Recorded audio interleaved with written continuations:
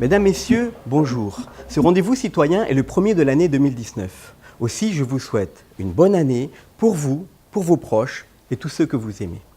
J'imagine que vous allez prendre des résolutions pour l'année 2019. Et je suppose que vous n'aimeriez pas que quelqu'un le fasse pour vous.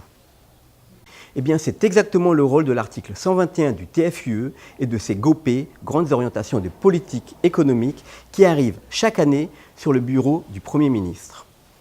La France, en ayant délégué ses compétences, et notamment en matière de politique économique et d'emploi, et en s'engageant par sa propre constitution à s'harmoniser sur l'Union européenne, s'oblige à suivre les recommandations des GOP, la fameuse feuille de route.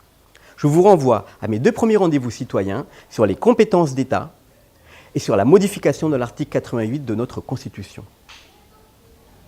Alors, que nous dit l'article 121 ?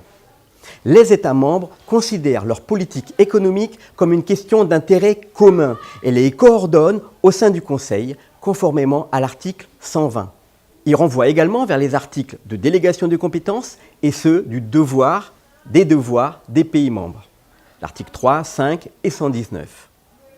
Le but de l'article 121 est de soutenir les politiques économiques générales dans l'Union et d'harmoniser le marché de l'emploi et sa compétitivité. Prenons un exemple. Un SMIC bulgare est de 300 €. Un SMIC français est 4 fois supérieur.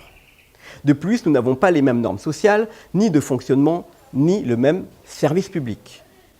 De ce fait, et compte tenu du principe de la libre circulation des travailleurs dans l'Union et de la libre concurrence, on se rend vite compte que si nous conservons nos acquis sociaux, nos salaires, nos services publics, alors nous ne serons plus compétitifs vis-à-vis d'un travailleur bulgare ou hongrois.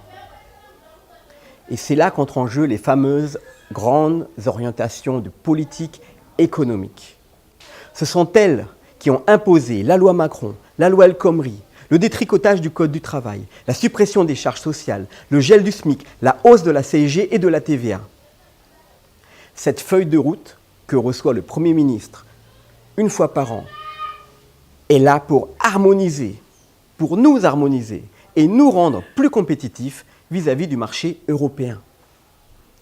Car oui, nous sommes, au même titre que des biens et des marchandises, devenus des objets marchands, mis en concurrence les uns avec les autres pour le plus grand bien des multinationales du capital et des possédants.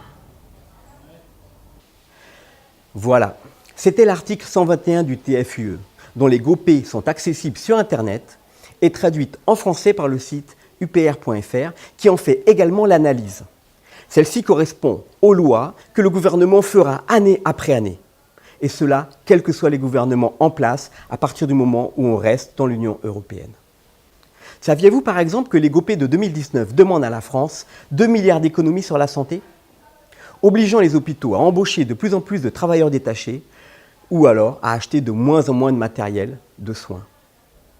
J'espère que l'article 121 est bien compris et je vous encourage à vous documenter, à lire et bien entendu à vous abonner à ma chaîne, à la partager, à la liker pour m'aider à faire comprendre pourquoi la politique est telle qu'elle est.